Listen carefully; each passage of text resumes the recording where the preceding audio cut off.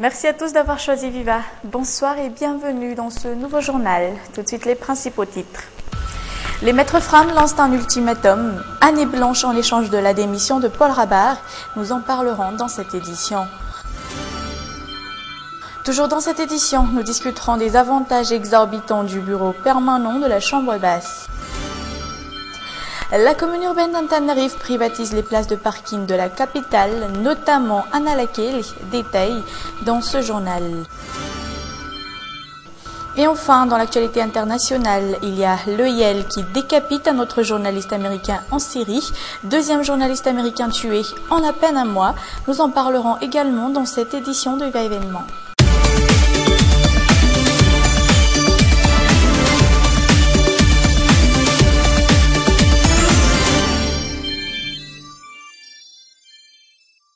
Voilà pour les principaux titres. Entrons tout de suite dans les détails de nos informations. Page politique pour entamer ce journal.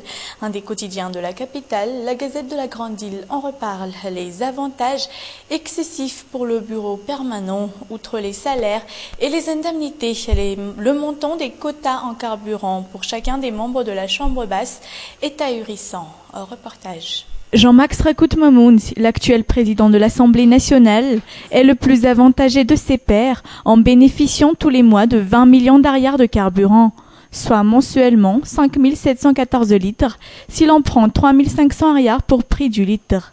Autrement dit, 190 litres de carburant par jour, alors qu'il ne se déplace que dans la capitale, avec un véhicule très profitable, consommant en moyenne 9 à 10 litres au 100. Après le président de l'Assemblée nationale, il y a les 6 vice-présidents et les 3 questeurs qui bénéficient d'un quota de carburant de 10 millions d'arrières par mois, soit 2 857 litres tous les mois et 95 litres par jour. Pour un simple décompte, l'État débourse pas moins de 90 millions d'arrières par mois, rien que pour offrir du carburant et aux vice-présidents et aux questeurs. Les députés chefs des groupes parlementaires, quant à eux, disposent de 4 millions d'arrières de carburant mensuel, les groupes parlementaires qui sont aujourd'hui au nombre de 10. En revanche, les simples députés, ceux qui doivent se déplacer très souvent, ne bénéficient que d'un quota de 3 millions d'arrières par mois. À savoir que la Chambre basse vient d'obtenir plus de 19 milliards d'arrières avec l'adoption tout récemment de la loi de finances rectificative. De toutes les institutions de l'État, l'Assemblée nationale, à elle seule, doit donc dépenser pas moins de 30 milliards d'arrières jusqu'à décembre 2014. Et la CENIT se réunira avec les bailleurs de fonds le 9 septembre prochain pour discuter de la suite à donner au PACEM, le projet d'appui au processus électoral à Madagascar qui devait se terminer cette année.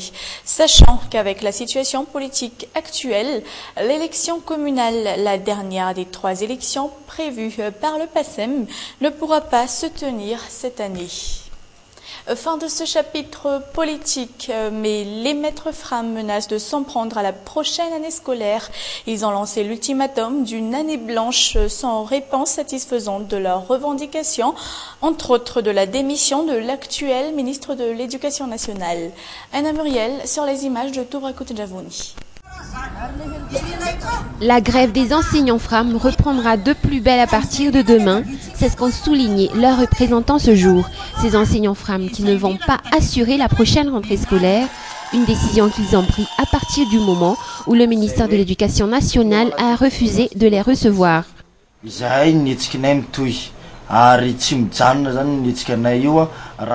Notre grève continue et cela ne s'arrêtera tant que toutes nos revendications ne soient réalisées. Si les dirigeants ne s'en soucient plus, nous, enseignants Fram, nous confirmons qu'il n'y aura pas de rentrée scolaire pour l'année 2014-2015 parce que nous sommes le pilier de l'éducation dans ce pays. Nous détenons la direction de tous les établissements publics parce que nous sommes majoritaires.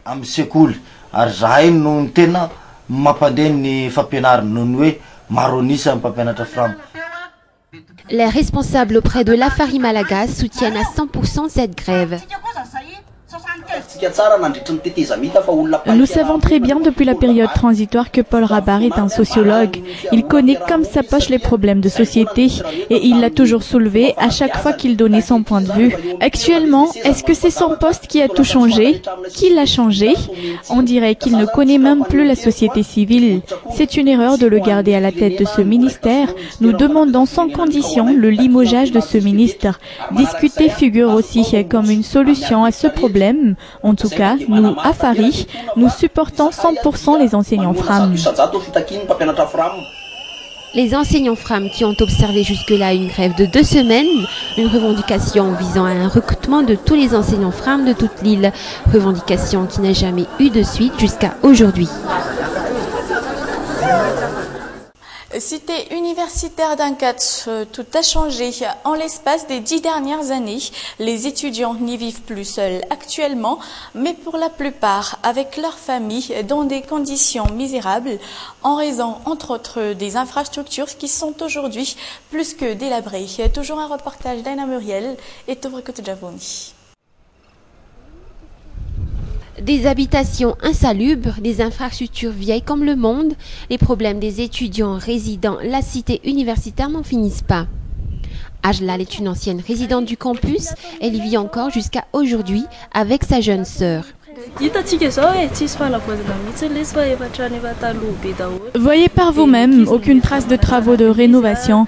Alors les étudiants font de leur mieux pour améliorer les environs, car faire appel aux responsables nous fait perdre beaucoup de temps avec toutes les procédures à suivre.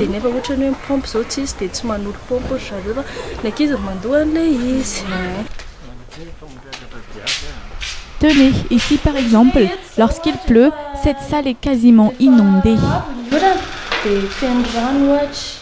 Beaucoup sont comme Arlal, mais tous les résidents de la cité universitaire sont du même avis. Les habitations sont dans des états délabrés et désolants. On a beaucoup de difficultés à respirer à l'intérieur. Les aérations sont insuffisantes. Les conditions de vie sont minables. C'est vraiment dangereux pour la santé.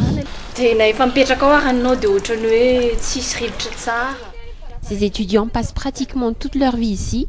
D'ailleurs, ils pensent que le campus est trop indiscipliné.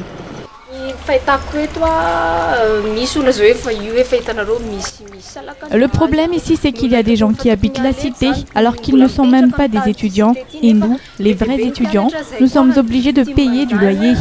Le souci, c'est qu'au terme de leur cursus, avant de quitter la cité, certains étudiants vendent extrêmement cher, dans les 15 millions de francs, au minimum, leurs appartements de la cité.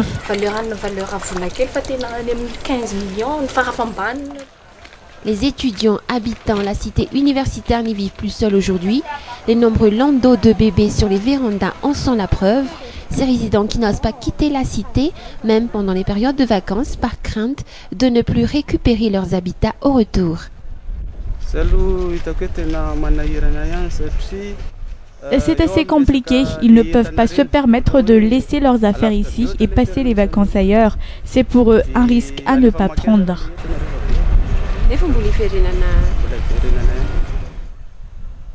Les nouveaux bâtiments destinés aux étudiants n'ont pas encore été départagés et cela s'annonce difficile étant donné que les étudiants sont extrêmement nombreux et refusent de quitter le campus même pendant les vacances. Ils voudront tous intégrer ces nouveaux bâtiments qui ne pourront accueillir en moyenne que 20% d'entre eux. En sécurité dans la capitale, des bandits s'en pris à un conducteur de taxi à Bessarit. Les 7 malfrats armés de couteaux ont agressé la victime. Ils ont de suite pris la fuite avec l'ensemble des papiers du véhicule et la totalité des sommes d'argent que possédait le conducteur de taxi. Les forces de l'ordre ont déjà arrêté 3 d'entre eux. Mais l'entrée de 300 Bajaj dans la capitale est pour bientôt, alors que les rues d'Antananarive sont déjà assez encombrées aujourd'hui. C'est en tout cas l'avis de la plupart des Tananariviens et notamment des conducteurs. Anaïsou, Tovrakot Javoni. Un moyen de transport d'usage dans les autres régions de la Grande Île. Cette moto spécialement aménagée pour transporter 2 à 3 personnes à la fois, les Bajaj. On les voit à peu près partout, outre dans la capitale. Alors, les Tananariviens sont-ils d'avis à s'adapter à l'usage des Bajaj? La circulation dans la capitale est déjà assez saturée comme ça. D'ailleurs, l'État et la commune sont-ils à court d'idées? Les gens exercent tous les mêmes activités. Si une personne se met au petit commerce, tous le suivent. L'image de la capitale ne présente aucun dynamisme. Les taxis sont les plus menacés par l'arrivée des Bajaj. Fid est conducteur de taxi depuis plus de 10 ans. Les Bajaj sont pour Fid et ses collègues un moyen de supprimer leurs activités.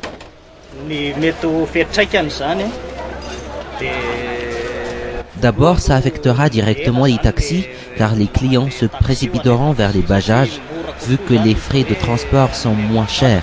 Sans parler des embouteillages qui sont déjà assez difficiles à vivre actuellement, alors avec les Bajaj, c'est sûr que ça va s'empirer. Outre les conducteurs de taxi, ceux des taxis B ou des bus sont aussi contre les Bajaj. Les taxis B sont déjà trop nombreux, pas la peine d'en rajouter avec les Bajaj. Ils ne feront qu'amplifier les problèmes de circulation. C'est évident que la venue des Bajaj affectera notre travail, d'autant plus que ça concerne le transport urbain, sans parler des embouteillages que ces Bajaj vont créer. On attend plus que la décision de la commune urbaine d'Antananarivo quant à l'adoption de l'utilisation des Bajaj. Plus de 300 Bajaj sont prévus entrer dans la capitale, les Bajaj qui ne feront qu'amplifier les embouteillages monstres dans la ville d'Antananarivo. Fin de cette édition, merci à tous de votre attention. Prochain rendez-vous demain à la même heure. À très bientôt.